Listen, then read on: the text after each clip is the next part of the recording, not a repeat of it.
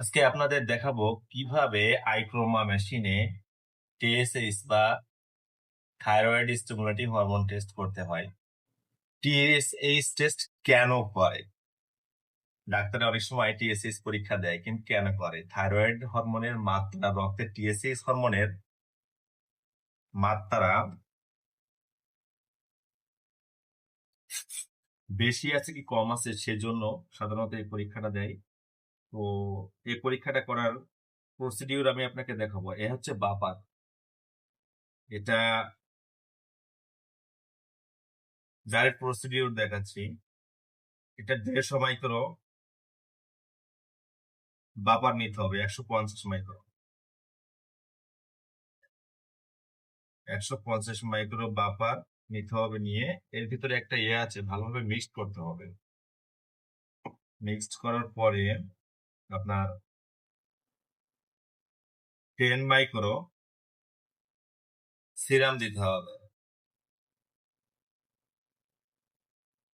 10 micro রক্তে serum দিতে হবে। এই যে 10 মাইক্রো সিরাম দিয়ে ভালো করে মিক্সড করতে হবে। এভাবে 10 টাইম, অর্থাৎ 10 বার আপনাকে এইভাবে মিক্স করতে হবে। এই যে মিক্সড করা হয়ে গেছে, এবার এটা কার্টিজের 75 মাইক্রো, 75 মাইক্রো এর থেকে নিয়ে এই কার্টিজে দিতে হবে।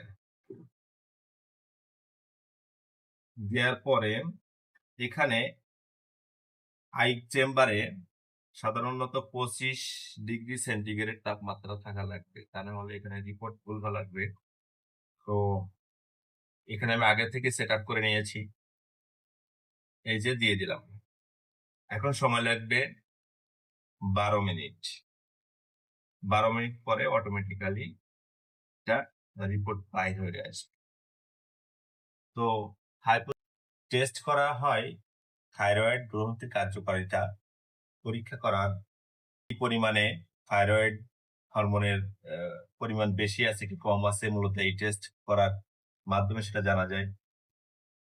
শরীরে কি কি সমস্যা থাকলে সাধারণত এই টেস্ট ডাক্তার দেয়। অতিরিক্ত ওজন বৃদ্ধির কারণে দিতে পারে, শরীর দুর্বলতার কারণে দিতে পারে, উদ্বেগ ও বিষণ্ণতার কারণে দিতে পারে, হাত পা কাঁপুনি, অতিরিক্ত ঘাম, শরীরের মাথা বা ঘোরানোর কারণেও দিতে পারে। বিভিন্ন কারণে এই টেস্ট করা হয়। টাইম হয়ে গেছে, এখন আমার রিয়েটিং নেওয়ার সময় হয়ে গেছে। তো সাধারণত এই মেশিনের মাল্টি টেস্ট বলে একটা অপশন আছে, এখানে ক্লিক করতে হবে।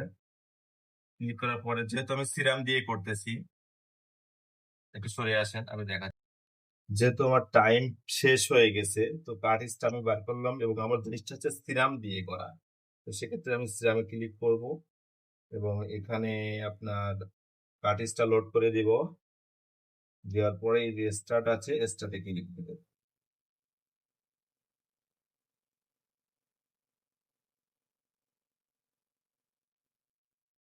10 সেকেন্ড সময় নেবেন। যে আপনার রিপোর্ট 2.14 হয়ে গেছে। তো ধন্যবাদ সবাইকে, আবার দেখা হবে নতুন একটা ভিডিও নিয়ে। সবাই ভালো থাকবেন। আল্লাহ হাফেজ।